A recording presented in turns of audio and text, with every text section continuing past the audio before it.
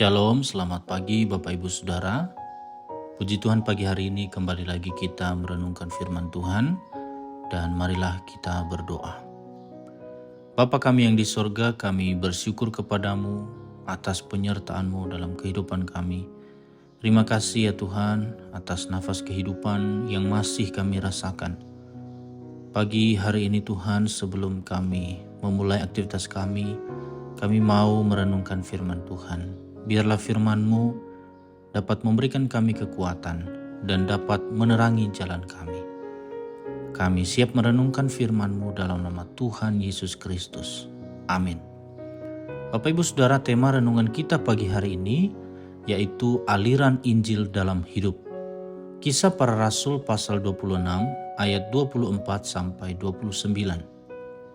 Sementara Paulus mengemukakan semuanya itu untuk mempertanggungjawabkan pekerjaannya, berkatalah Festus dengan suara keras, "Engkau gila Paulus, ilmumu yang banyak itu membuat engkau gila."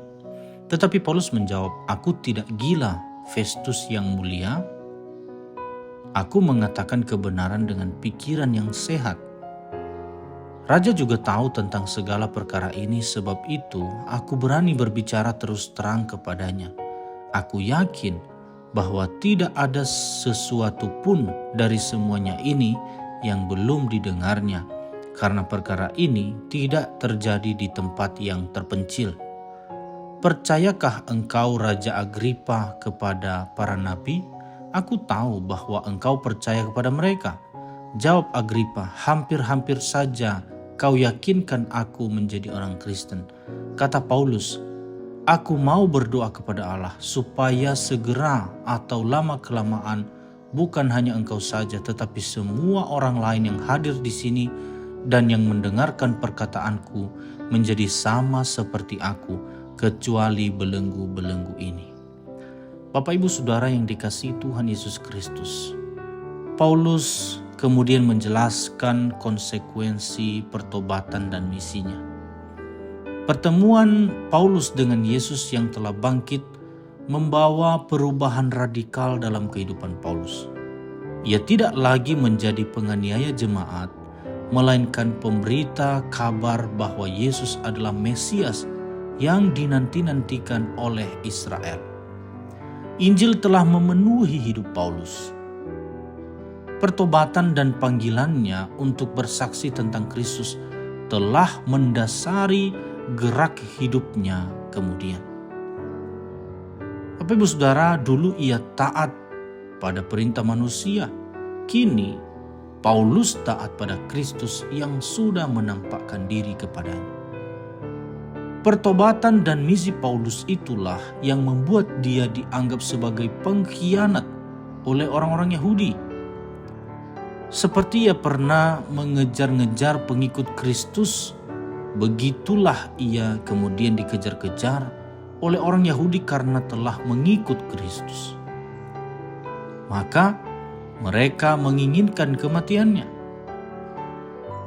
Saudara yang dikasihi Tuhan, imannya bahwa Kristuslah yang menggenapi harapan orang Israel akan Mesias membuat ia menjadi musuh masyarakat Yahudi nomor satu pada saat itu.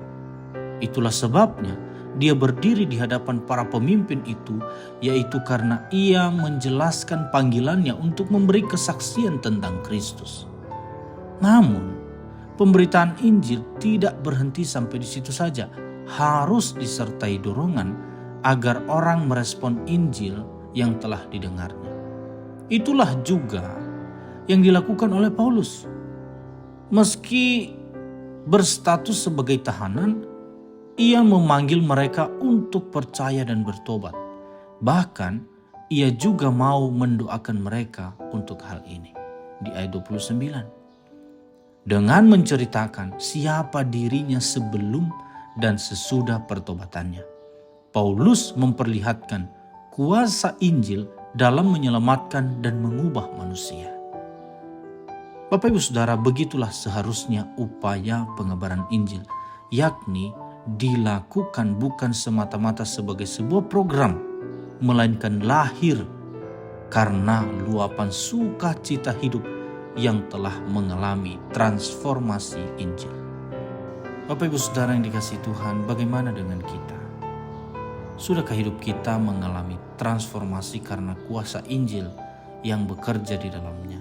Bila sudah, bagikanlah pengalaman itu kepada orang lain agar mereka juga mengalami keajaiban kuasa Injil. Beritakanlah Injil dimanapun Anda berada. Mari kita berdoa. Terima kasih ya Tuhan atas firman-Mu yang telah memberikan pencerahan bagi kami semua. Betapa pentingnya kami memberitakan Injil karena kami diselamatkan karena Injil yang telah kami mengerti, karena kami telah mengetahui keselamatan yang diberikan oleh Tuhan kepada kami. Bapa di sorga, mampukan kami untuk dapat melakukan firman Tuhan ini seperti yang telah dilakukan oleh Paulus. Kami akan beraktivitas hari ini, Tuhan kiranya menyertai kami, apapun yang kami lakukan, pikirkan, perkatakan, kiranya semua sesuai dengan kehendak-Mu ya Bapa. Ini doa kami hanya di dalam nama Tuhan Yesus Kristus. Haleluya. Amin.